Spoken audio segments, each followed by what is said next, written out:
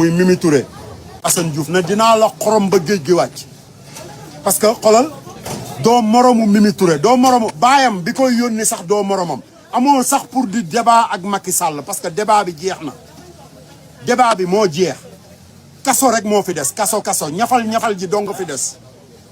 dégg nga après ñafal ji nag ñu doog a lijjanti leneen dafa gàddu woon mer gàddu ñëw yee daa war a gàdduwaat mer gàddu ñibbi noonu dong lay demee loolu bàyyi leen ko xel amul débat ak Mimi Touré Mimi yow yaa bokk ci soxna yi gën a dellu ginnaaw ci Sénégal Mimi man ak yow ñoo nekkandoo woon États-Unis Mimi boo doon dugg biir United Nations di wax xolal képp kuy africain da ngay kontaan Mimi dañ la doon garder xolal fàttalikul yow boo daan dox secret service li lay topp li may wax man maa ko fekkee ak li lay topp ci ay nit yoo xamante ni Nations Unies la ñu nekk fàttalikul rek yow sa Nations Unies ni mu meloon ak sa Sénégal ni mu mel tey moo tax nga xam ne war a xam ne ba pare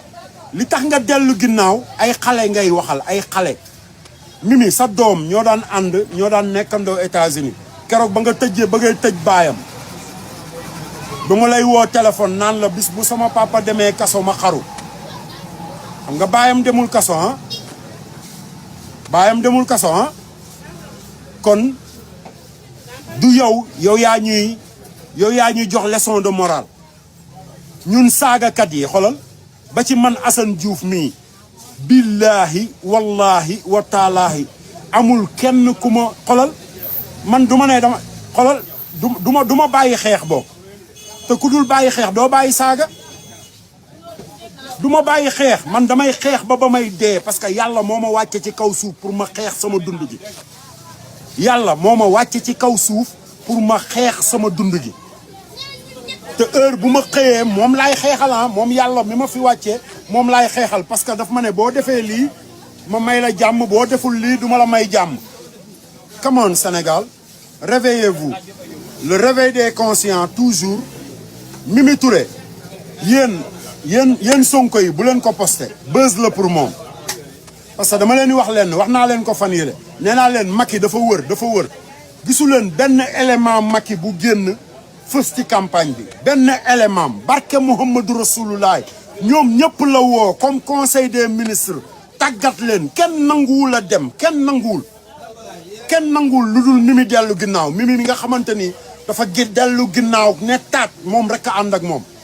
moo tax fu mu jaar ci Sénégal di wane dellu ginnaawam ay nervi rek a koy topp mais amul benn doomu Sénégal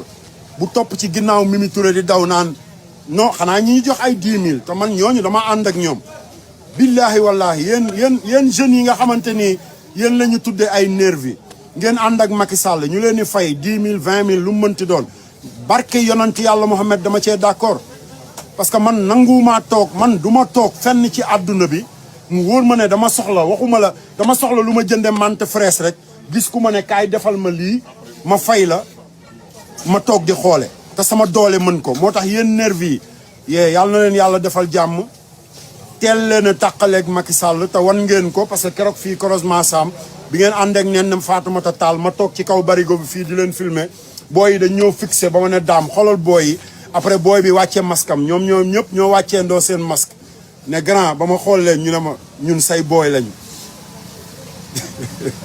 ñun say booy lañu loolu mooy dañoo liggéey rek waaye dinañ wàcc ñoo ngi ñëwaat ci koñ bi moo tax liggéey leen fayeeku leen waaye bu leen dóor benn doomu sénégalais bu leen jéem a xeex ak benn doomu sénégalais xam nga 10 000 yeeg 20 000 yi encaissé leen parce que seen alal ngeen di jëlaat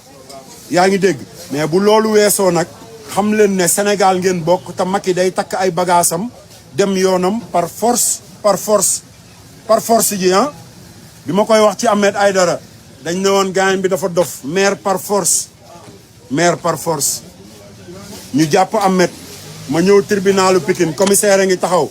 ma ne booy laaj ma dëkk ma micro ma ne leen amul ay expliqué bàyyi par force député par force xoolal Ahmed Aïdara le 31 mu nekk député par force te bàyyi nañ ko par force bàyyi nañ Cheikh Abdou bàyyi nañu ñëpp ñu jàppoon Mame Diarra Fam Déthié Fall xoolal moo tax lu ma leen wax ne par force la xoolal jeunesse bu Sénégal ñoo tax ma wax leen ne par force la te leer na ma ne barke Muhammadu Rasulullah Macky Sall du fi am 3e mandat parce que par force la na leen yàlla defal jàmm sama gars yi wax ji bari na dama bëgg a xool conteneur bi nag mais oto bële moom oto bi moom